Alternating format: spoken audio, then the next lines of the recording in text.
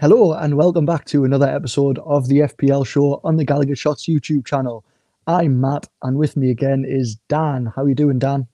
Hi, everybody. That was lovely. It Uh, was lovely.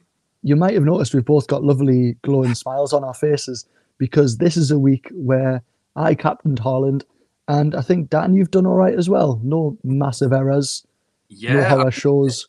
if anything, Captain Haaland maybe wasn't the thing to do this week, as it Oh, no, happened. the irony is there. Yeah, I mean, I might go into that a little bit later with my team. Uh, but, I mean, in fairness, I'm I'm delighted. I'm actually delighted with this week. I I needed it because I needed a little like violin music in the background of last week's episode. Um, like exactly. the Titanic music as the going down. Yeah, but this week, looking a lot better. I mean, my rank's still terrible, but it's looking a lot better. Things are Positives looking for that. up. It's Yep. the yes, it's the positives. Got you singing now. Yes. Woo! Right. So, game week 10 is nearly done. There is a game going on while we're recording, but nobody cares because it's Nottingham Forest and Aston Villa. And that's about it. I think it's 1-1. Ashley Young rolling back the years with a goal. Emmanuel Dennis. I'm not even gonna, we talked about his proper name before recording. I'm not even going to try and attempt it. Do you want to have a go, Dan, for comedy value? Absolutely not. You can't. You I'll can't just do look that now. at Emmanuel Denny Bonaventure is, I believe, his name, but it still sounds ridiculous in a Geordie accent. Yeah, just Emmanuel Dennis. is fine. I don't even think he deserves a first name. We'll just be like Prince, but Dennis. Yeah. So anyway, this week, lots has happened. Lots of points have been on offer. But this week we're going to look ahead to the next three or so game weeks and look at players who are kind of going under the radar, maybe ones who are quite low owned, ones that you might want to jump on. Now, I've looked at five, and Dan, you're going to help me decide whether I'm full of shit or not and tell me whether I've actually hit the nail on the head or It's I'm steering everybody off on the wrong path. I want this to be the weekly segment. Is Matt full of shit? The answer is always yes. Graphic. Always yes. Yeah. Always consistently, absolutely. Oh, yeah. So, are you ready then? Because it's going to start right now. Now, number one is Anthony from Man United. Now, he is only 7.4% owned. In Yeah. his Man United career so far, he's played three games. He has yet to blank this season. So he's got a 6 pointer, 7 pointer, 8 pointer. And everyone knows the way that works now is he's going to get a 1 pointer. But ultimately, you look ahead, Man United's fixtures aren't the best for the next three. So they've got the mighty Newcastle United. Then they've got Spurs. Yeah, we are amazing. And then they've got Chelsea. Yeah. So those three fixtures aren't ideal. But for the focal point, or what looks like the focal point of Man United's attack, you've kind of got to give them a little bit of a look in. Yeah. Yeah, but consideration's a good word to use there because after that, it's like a sea of green. They've got West Ham at home, Villa away, Fulham away, Forest at home, Wolves away, and then Bournemouth at home. Oh, that's lovely. I think you bring them in after the West Ham game. Yeah, absolutely. I think you might. I think Newcastle. I don't want to jinx this. I'm going to give Man United a bit of a highland.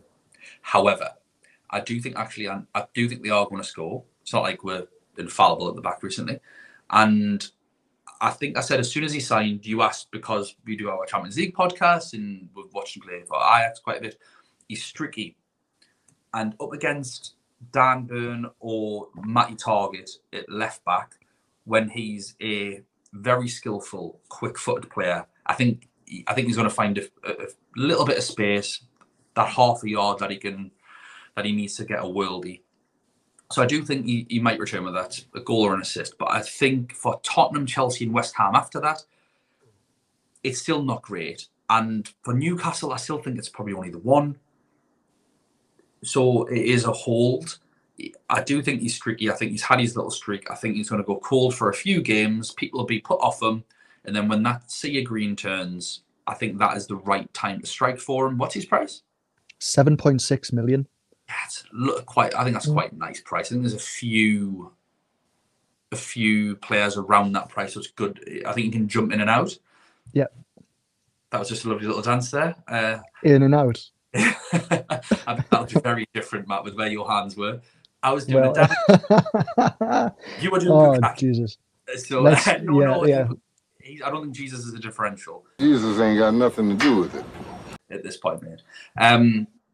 But yeah, moving swiftly on. Wait until after the West Ham game.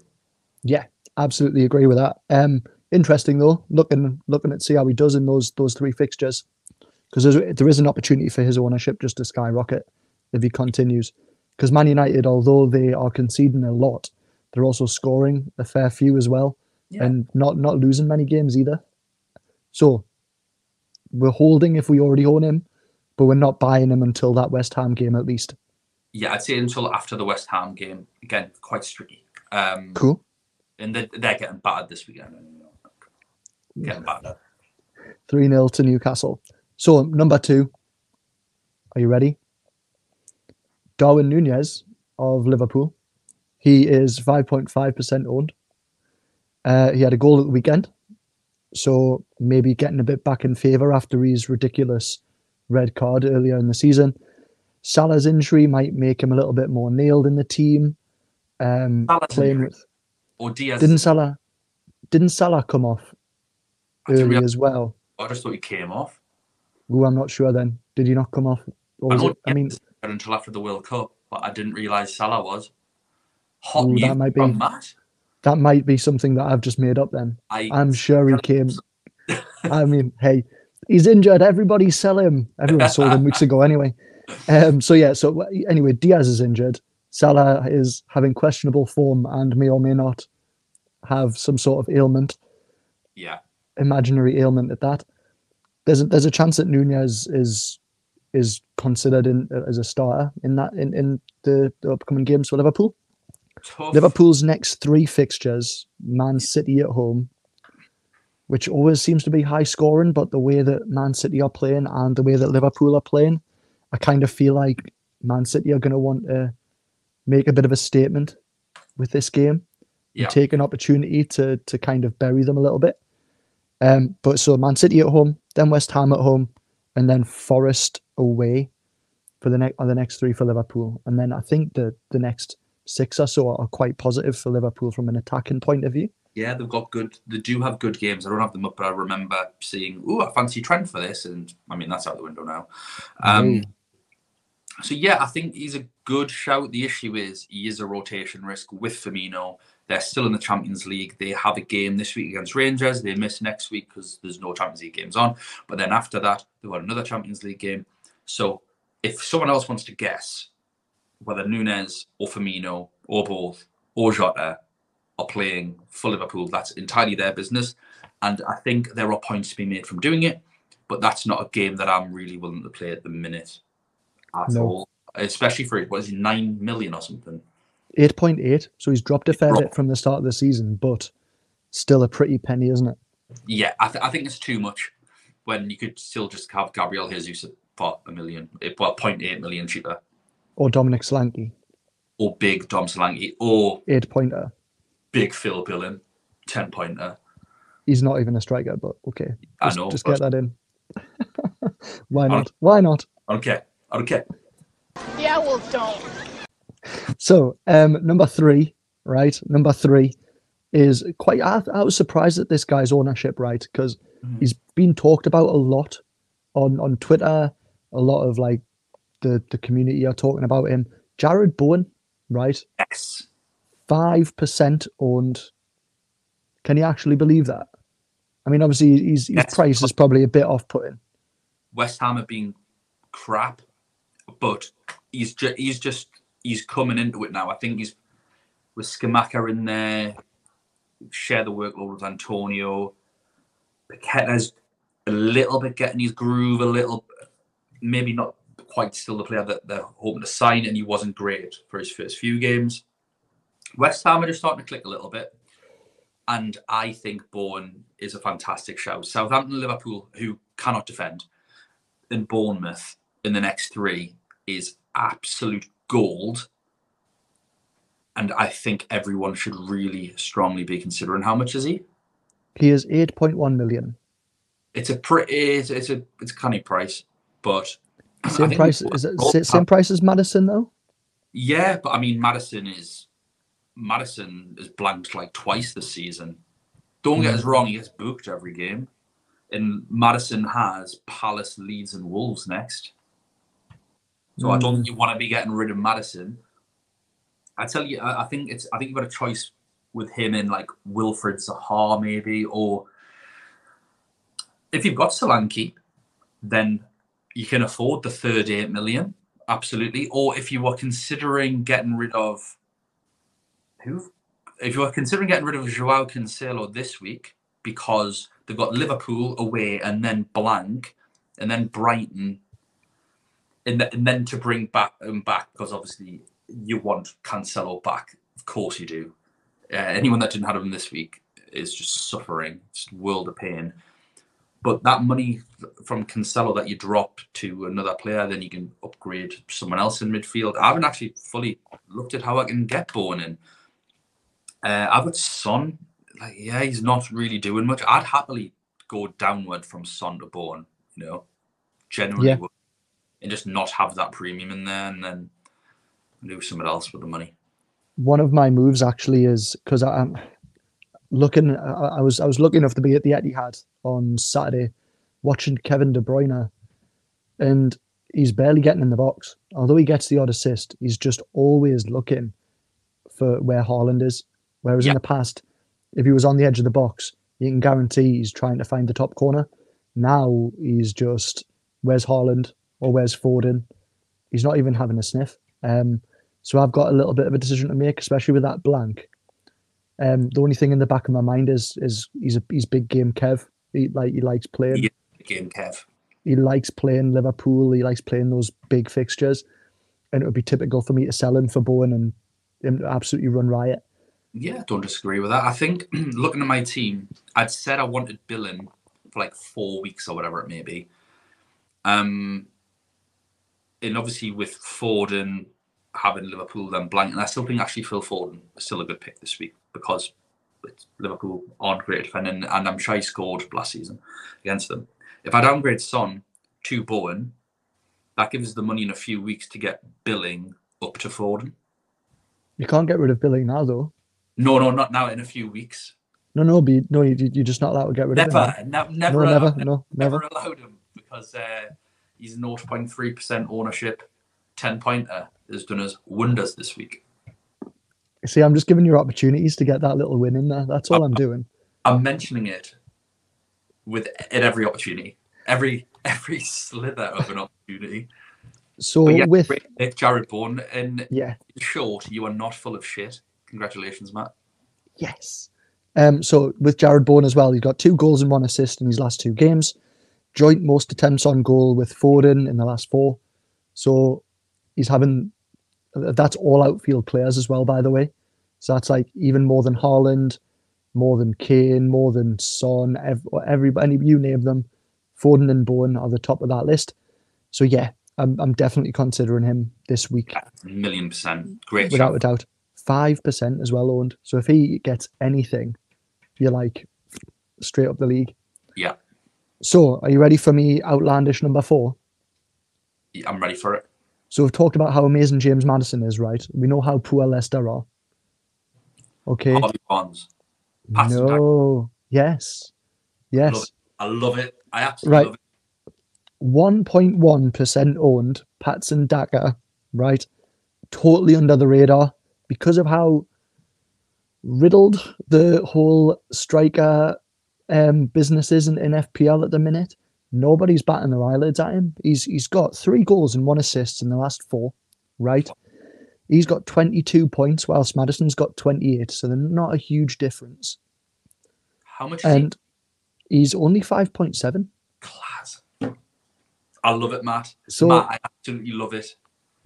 So this is a one where I actually think, when I first started looking at it, I was like, no, this is absolutely ridiculous. Why are you going down this route? Leicester are awful. But actually... Only defensively awful. The score Yeah. goals. Because I looked at Harvey Barnes, and Harvey Barnes has only had like one return this season, whereas like statistically he is getting high volume of shots away and things like that. Daka is actually doing the business. Yeah. Yeah. I think I'd said before the game, the Fantasy Ed, I was with him in Shiraz Bar on Saturday for the match. I'd said I actually really fancy, because I really fancy Patson Daka. Not in that way. But because it was a case of when is he going to overtake Vardy? And I just think he has now, because he was coming off the bench and getting those returns. That's the thing. Now I think he started the last two, and it's just it's time. And for that amount of money, yeah, you could just put that somewhere else. Again, if you do want to go somewhere big elsewhere, I think he's a great shout. For me, I think I probably depends on the Mitrovic situation, because if Mitrovic is out for a long time, I think Mitrovic to Patson Daka is perfect. But if not, I'd happily go downgrade Tony probably. But I'll have to see. But I do really, really like that. Mainly, not just because he is like probably getting more than a point per million. He's got some quality fixtures. Crystal Palace, Leeds, Wolves. Yep. And it just allows it's the amount of money that he costs. It allows you to put it somewhere else. It allows you to get another premium maybe somewhere when you need it. Whether that be in defence, if you want to go for a Trent Cancelo double up at some point, something like that. If you want to improve your goalkeeper, I am kind of sick of having 4.5 million goalkeeping dross, to be honest. Yeah. So yeah. I think even if you're sitting there still with Gabriel Jesus in your team, with the blank coming up, you might be wanting to look to sell. And I mean, the amount of money you're going to save by dropping down to Daka is money that you could use to upgrade like your 4.5 mid to somebody like Bowen. You know what I mean? So yeah. Are you feeling all right? I'm doing well today, aren't I? Like I feel like I mean I did better than all right. You're doing a cracking job, mate. I did recommend Darwin Nunez. That was the one. If he won that, I would argue that. Yeah, I mean that's full of shit. But I mean, other than that, pretty good. Yeah, happy days. So for my last one, number 5. What if I told you, Dan, there was a player who in the last 4 weeks, right, has one less point than James Maddison. He's got 4 goals this season. He plays for a top 6 Premier League team. And he only costs 5.1 million. Would you want him? Would you want him in your team? Is it Alexis McAllister? No. He's probably one of the best midfielders in the league at the moment. Granit Xhaka? No, you need to look a bit closer at home. Miguel Almoran? Indeed. So coming in... Matt, do you know if Miguel Almoran scores 2 more goals this season? This season alone, he's equalled David Ginola's total goal scoring tally for Newcastle. How amazing is that? I mean, he's already better than David Ginola in my eyes. Miles better. He's got the flair, got the work rate. I mean, arguably, with adding in the work rate, he's probably better than what Ginola was at his peak. Absolutely. So at 5.1 million, Miguel Almoran is only, I've not got it written down, but he's very low owned. Oh no, he's 5.8% owned. So still relatively low owned. He's on fire. Like everything he touches at the minute, it's turning to gold. Granted, Brentford gave us a lot of opportunities through our pressing, but that pressing all comes from his work rate. Like he's probably the main guy in our front 3 who is covering all of the ground, and very deservedly now getting the plaudits for it. Yeah. What do you think? Because you had him for a fair while, and then sold him for 3 of his goals out of his 4, haven't you? I think, not to blow my own trumpet, but I think I deserve all the credit for Almiron's sort of attacking output, because I did own him. The one game that he scored in, I benched him. And then as soon as you didn't even get those points? Nope. And then as soon as I benched him, but I got some of his clean sheet points, buzzing. Okay. when peasants were getting 1 point off Bailey, I'm getting 3 off. I'm getting 3 off Miggy. So don't judge too early. But yeah, I sold him. Immediately scored 3 goals. So I missed all 4. You're welcome, Newcastle United fans. It is down to me, nothing to do with Miggy training every week and being coached by an elite manager and finally getting these sort of rewards. I've always been very critical of Almeron in the past, but it's always been the way that we've had to play. Counter-attacking football, his job is to sprint 25 yards with the ball, maybe pass it once or twice and then finish his dinner, which he's never really been capable of doing. Now, in this system, he does so much more. And I think his confidence is up. And with his confidence up, it's obviously having an impact on his finishing. He's getting into positions where he can have tap-ins. Obviously, he's capable of scoring worldies we've seen. So I don't think it's a bad shout at all, especially for Geordies. I think if you're a Newcastle fan, have a bit of fun, get him in. I can't, because if I do get him in, he won't score. And I'm not selfish, Matthew. I'm not that guy. So nice of you guys. That's fair.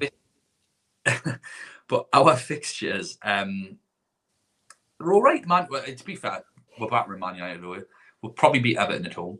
And then Tottenham away is a bit of a funny one. But I think by around this point, it's maybe rotation risk potential. Now, I don't think Eddie Howe's dropping Miggy anytime soon. He's not that sort of coach. Botman was dropped at the beginning of the season for the first couple of games because he could not drop Dan Burn or Fabian Schär.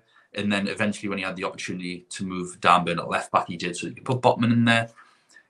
He's very loyal. He supports good performances. He doesn't, like Isaac's price tag isn't going to force him into the team. His performance on the pitch will. And because of that, I do think Miggy's safe for a few weeks.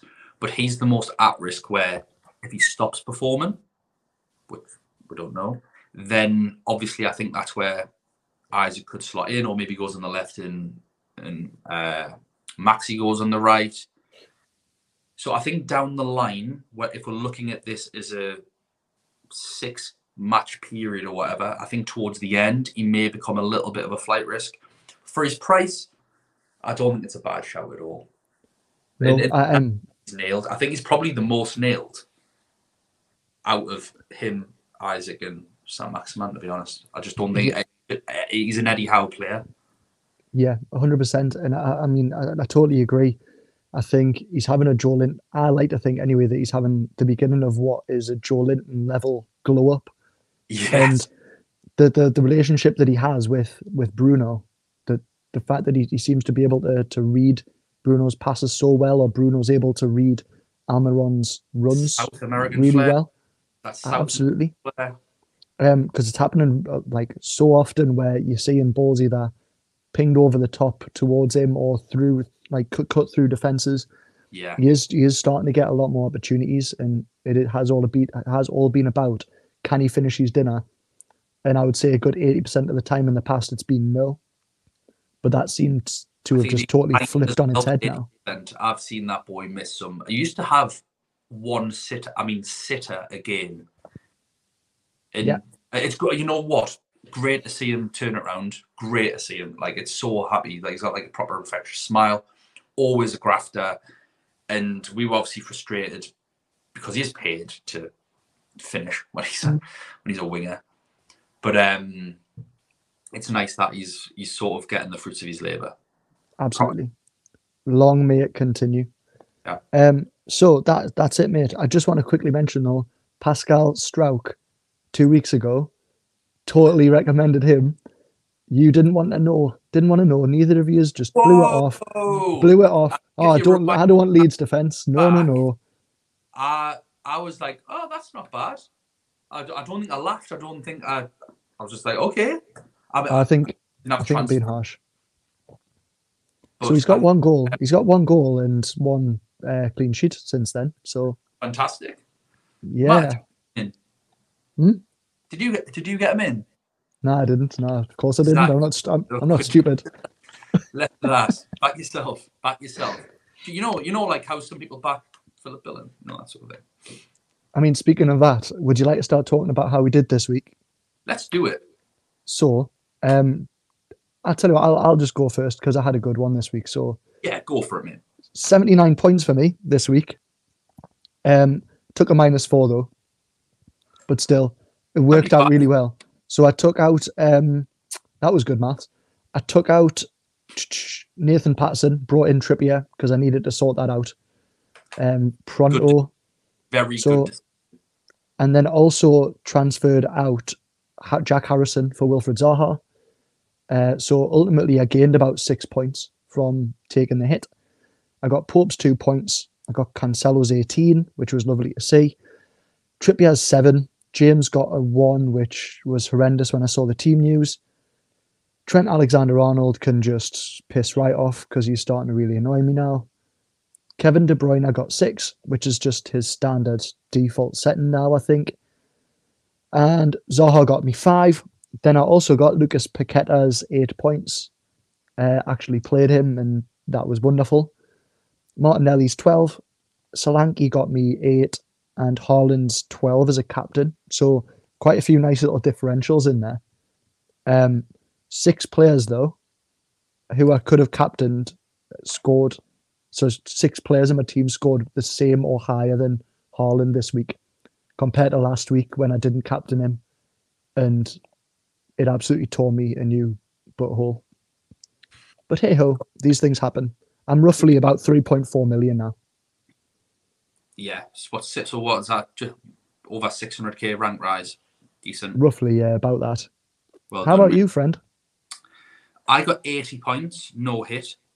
Oh, wow. So after substitutions, because we are looking at live FPL, I'm at 1.1 million. 600 and odd, 700,000 rank rise. Absolutely delighted with that. I had Gaeta and goal for 3 points. Back to this. Trippier with 7, James with 1, Cancelo with 18, Madison with 1, Martinelli with 12, kept him. Son with 6, it's all right. Philip Billen, not mentioned him yet, 10-pointer. 0.3% odd, no, whatever. Zaha, 5 points. So obnoxious. Zaha, 5 points, lucky. Tony, 5 points, very lucky. And Haaland, captain, for his 12. Another bench score of 1 point. Getting the hang of this bench malarkey. There, Gahey's 1-pointer. Transfers, I've got 2 to make. I will definitely make 1. And I need, I think you've convinced me into the Jared Bowen move. For 12, when we have that blank, I will need to get rid of Nico Williams and upgrade to a half-decent defender. But I want to wait until the last minute for that. And I've got some money in the bank, and especially if I go Son to Bowen, that's upgrading. That's giving us loads of money anyway, so I should be absolutely fine. That's what I've got planned at the minute. Lovely stuff. Lovely stuff. Jubbly stuff. I do want Jared Bowen as well, but it would be a little bit more difficult for me to do that because I've got no money in the bank. Got Zaha. I think I've got 0.3 in the bank, so it'd either be Zaha, who I remove for Bowen, if I can, or it'll have to be a risky move of getting rid of Big Kev, which I don't really feel like doing. I don't know. Yeah. It'll be like a bit of a kind of last minute emotional quick press of the button. So, should we play What's the Point? Yes, let's play What's Is that? I didn't realize we had a full official name for it now, and I enjoy it. I did. I'm sure I mentioned it last week, but it's fine. We'll call it What's the Point. It's about points. I love that name. Sorry that I wasn't more enthusiastic about it last week because it's a great name. Woo! There we go. Right. The point. Woo! Woo! Woo! Woo! Woo! Woo! Woo! There we go. Right. So again, I'm going to give the 3 players in alphabetical order of their surname. So we've got Firmino, Jesus, and Saka. Oh man, that you've made that hard this week. I have it. Well, you try. You started this. Oh man. Hard. So it's one. Is it 1-1 or 2-1 to me? 2-1. 2-1. So, right. Okay. So no pressure because you're behind. Oh god. So I think because Jesus has had a canny good season so far, hasn't he? just the odd few blanks. Then, sorry, it was Jesus, Saka, and Firmino. Firmino's been on fire as well, though, but hasn't played as many games. I think Jesus, Firmino, Saka. No. Yeah, Jesus, Firmino, and Saka in that order. Matt, I'm afraid it remains 2-1. No. What? Saka first with 54. Shut up. More than Jesus. Firmino second with 53. No. Zeus third with 52. So yeah, that's. I'm devastated at that. You know, don't think I'll ever. It's shocking, to be fair. That's like a big shock, especially with how old Jesus is. But we did say a couple of weeks ago you can get rid of him. Like, it's fine. So he's not that dangerous. So yeah, 2-1 at remains, Matt. I don't think I'll ever emotionally recover from this. It was tough. It was a tough one. I can't believe it. I was quite sure on that as well. Anyway, we'll move on. So this week's Gallowgateshots League is, because the game week's kind of just finished, we've not had to try and quickly double check before we came on to record. I know for sure that our manager of the month for September was Andrew Wilkinson with 145 points. Well done. Well done. Well done. Well done. Class effort. Smashed it. And then top of the league currently is still Liam Woodfine, who got a score of 77 points this week. Total points is 667 points. Do you know what his overall rank is? I decided to have a little look at this because he's been top of the league for the last 2 weeks at least. 4,172. Better than that, mate. He is currently 1,227th in the world. And he's in our league.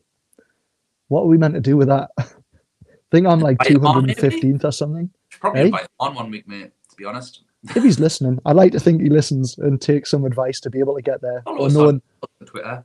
Add us. Knowing what we've said, to be fair, this season and how we're doing, no chance he's watched us. He doesn't watch us. He watch.